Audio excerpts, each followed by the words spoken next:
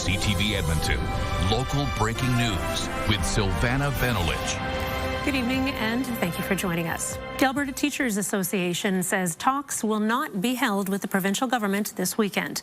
Yesterday, the province said it's prepared to table back-to-work legislation as soon as Monday.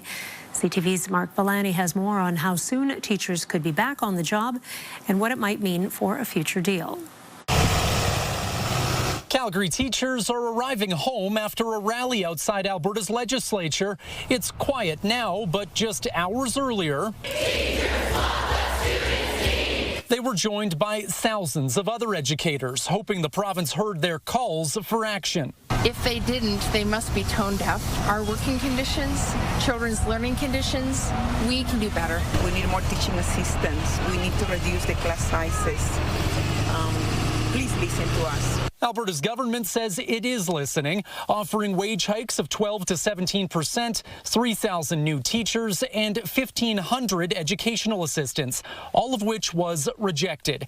And now Premier Danielle Smith is implementing back-to-work legislation on Monday. It has an impact on Albertans that we are going to suddenly start using clauses within legislation that restrict our rights. The Alberta Teachers Association says it hasn't seen the details of the bill and that it's seeking legal counsel to determine next steps as it calls for further negotiations. Instead of addressing what is the real crisis in education, they are choosing to silence it. I don't think we should go. No, just saying we're going back with no new deal, it's not sufficient. But if teachers refuse to go back, it could be deemed illegal. Is this a signal of an erosion of labor rights? Labor experts say the legislation could become law by Monday night, compelling teachers to return to classrooms within about 48 hours. At that point, they could either enter binding arbitration with a third-party mediator or challenge the government's bill. If that's successful, they would then need to proceed to another strike vote to create the conditions by which they could legally strike under the current environment. But heading back to work without a deal, an unimaginable thought for some teachers. It's just basically a slap in the face. Mark Villani, CTV News, Calgary. Meanwhile, the Common Front, which is made up of a group of Alberta unions, met earlier this evening. The Umbrella Group endorsing a common message ahead of the province's plan to table back-to-work legislation as soon as Monday. Their message to the UCP government: don't use the notwithstanding clause to end the teachers' strike, adding that if used, the unions will mobilize with an unprecedented response. The province hasn't said whether or not they plan to use the notwithstanding clause as part of its back-to-work legislation. Unions included in the Common Front include the Teachers Association, the Union of Provincial Employees, and Canadian Postal Workers, among others. The province is ordering public service employees back into the office full-time. The hybrid work policy was introduced more than 3 years ago. That's when the government lifted its work-from-home order, which was set during the COVID pandemic. The public service says more than 12,500 workers are part of the hybrid program. That accounts for about 44% of the workforce. The hybrid policy ends February 1st. The Alberta government says employees can still access flexible work arrangements based on operational needs. Well, not even a year after it opened, Ray's Athletics in St. Albert closed abruptly this week. The company says the closure is temporary because of construction requirements.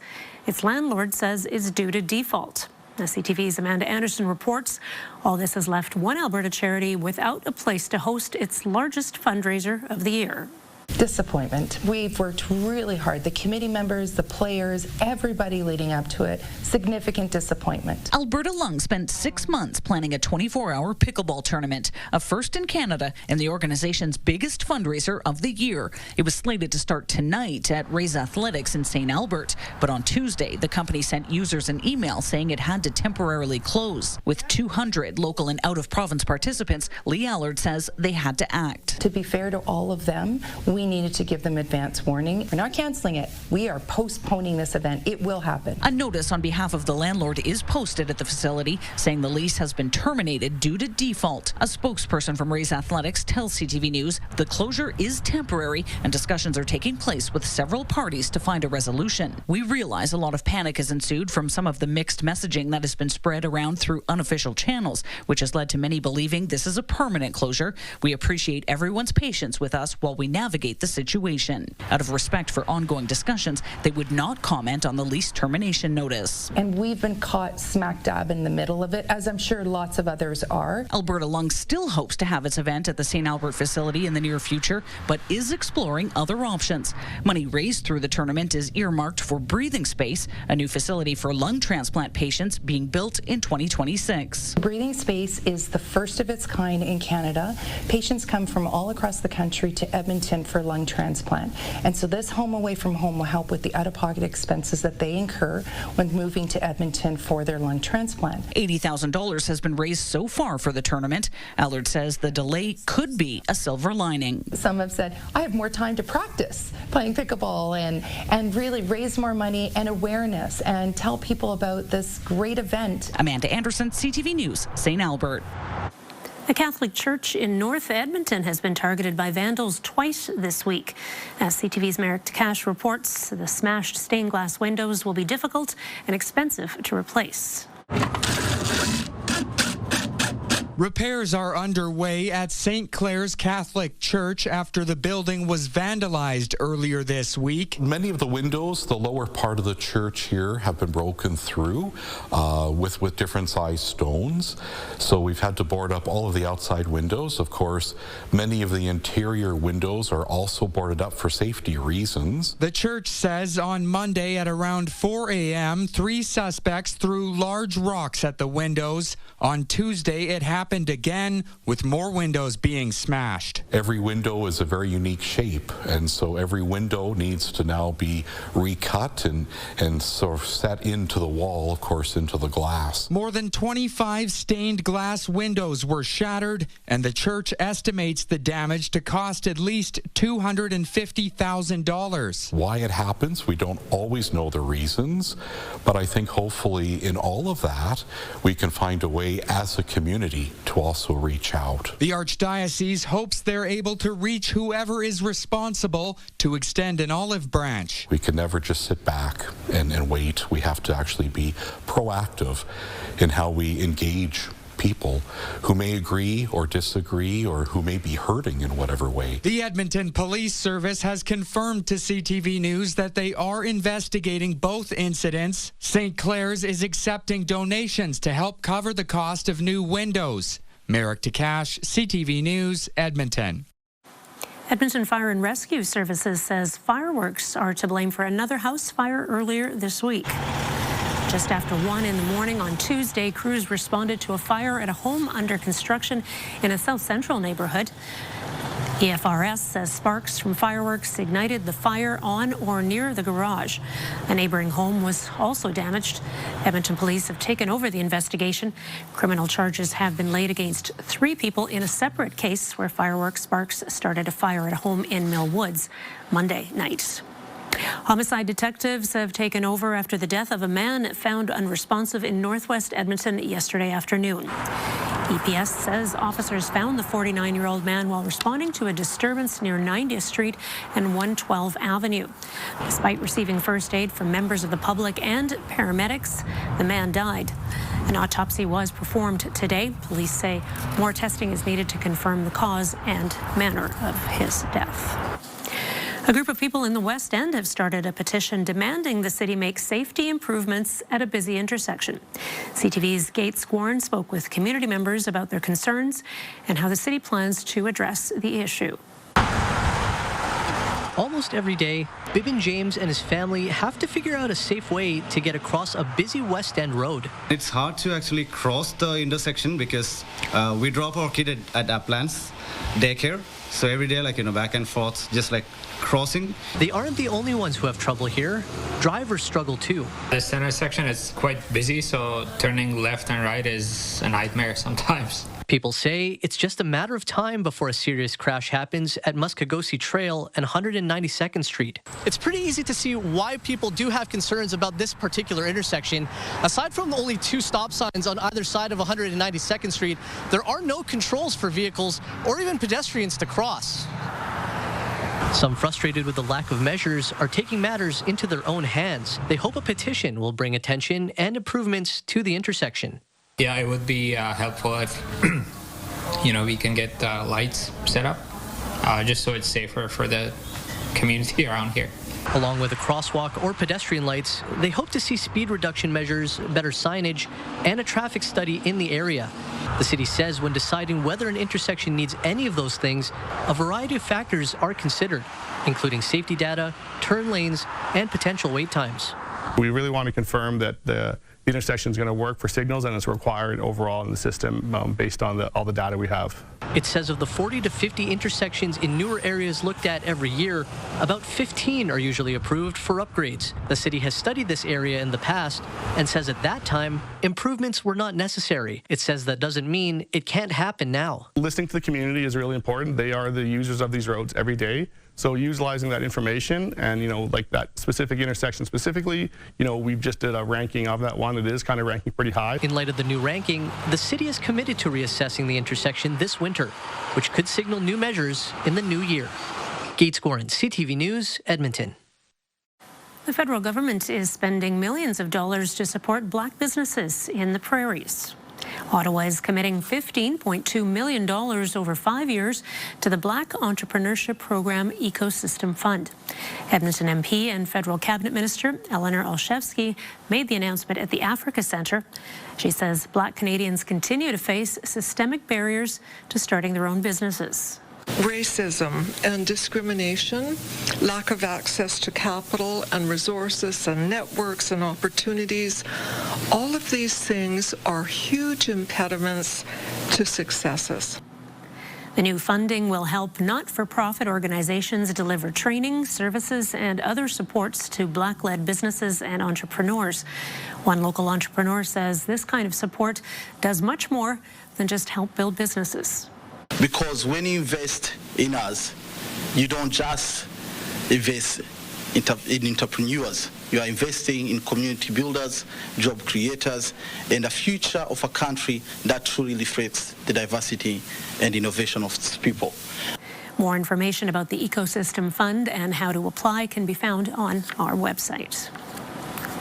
Dozens of new police officers were celebrated today at Edmonton City Hall. EPS, Lakeshore Regional Police Service, and Lacombe Police Service formally recognized the graduates of Recruit Training Class 163. The class was made up of 42 people from different backgrounds and countries as far away as India and the UK. The officers are now under the care of the Community Policing Bureau for Field Development. Constable Joshua DeHoog from Medicine Hat is among them. Ever since I was about 12 years old, I wanted to be a police officer. Mainly back then, it was just because I thought police looked cool and they drove cars fast, right? And then as I got older, it started to become a more profound meaning to me that police stand for something not just for yourself, but you're for your community, you're for your country, you're for the fellow members beside you, right? The Edmonton Oilers will be honoring a forward Adam Henrique's 1,000th game. Henrique reaching the 1,000th game milestone earlier this week against the Senators. The Oilers will host an on-ice pregame ceremony ahead of next Thursday's game. Henrique played for the New Jersey Devils and Anaheim Ducks before being traded to Edmonton last year. He is the 409th player in NHL history to reach this milestone. Coming up, U.S. President Donald Trump ramps up the pressure, terminating talks of trade with Canada. Also ahead, why WestJet's new cabin refresh is not sitting well with customers. What's next? Are they going to charge you to use the washrooms? Good evening, folks. Cloudier than expected today, but it was another warm one. 17 degrees in Edmonton. Look at Red Deer at 21. There is a big cool down coming through the weekend, though, and some precipitation. We'll talk more about that and the rest of your forecast in a couple minutes. on Monday on your morning, how to make trick-or-treating accessible for all. And we continue to find out the favorite Halloween treats as chosen by you. We'll see you at 6.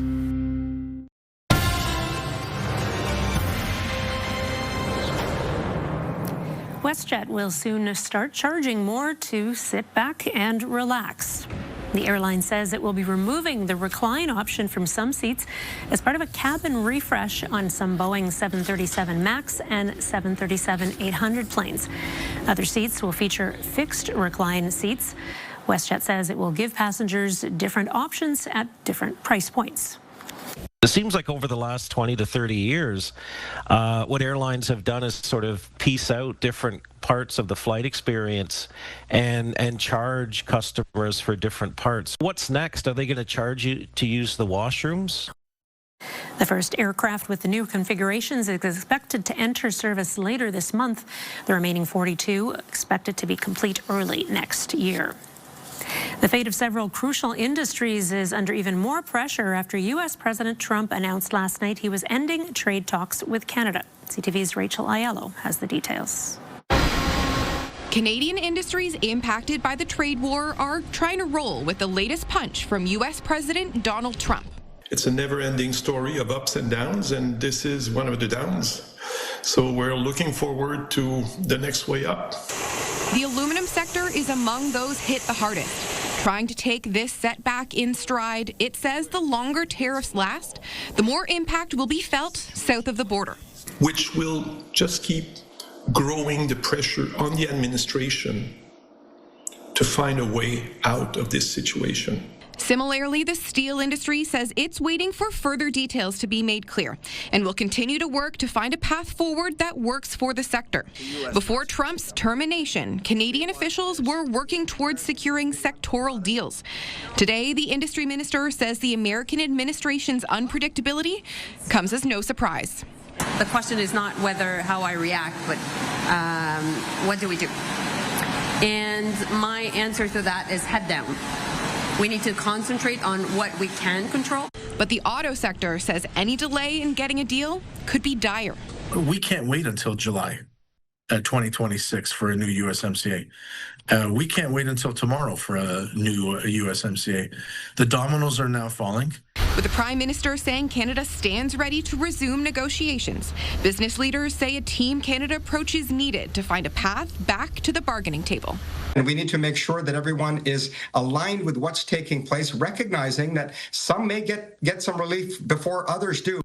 This is not the first time Trump has abruptly ended negotiations with Canada in a social media post. In June, he called off trade talks effective immediately, citing the digital services tax. Later that month, Carney scrapped it, and talks resumed. Rachel Aiello, CTV News, Ottawa. A young Ontario entrepreneur is creating empowering options for hearing aid users. CTV's Ashley Bacon explains. Creating fashion with function. To me, it's really pretty to do it, and it's just a fun idea that I came up with.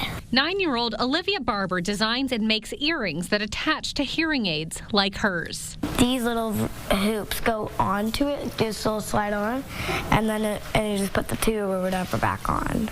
Her business is called Livy's Earring Aids. She is a super creative soul, and she cares so deeply for so many, and she just had this great idea and just kind of ran with it, and it's taken off. The idea came from an encounter with another young hearing aid wearer who was upset with having to use the listening devices because she felt they were ugly. She was so upset. She hated her hearing aids. I felt so bad. So that's just why. From that moment, the business fell into place, creating an online presence where customers can place orders. Each pair is $4. People will messenger us. Livy does custom orders. Her speech pathologist is Wellington County Speech Therapy, and they sell them there as well. Olivia's giving spirit doesn't stop there. As word of mouth about the business spread, she received some donations of supplies.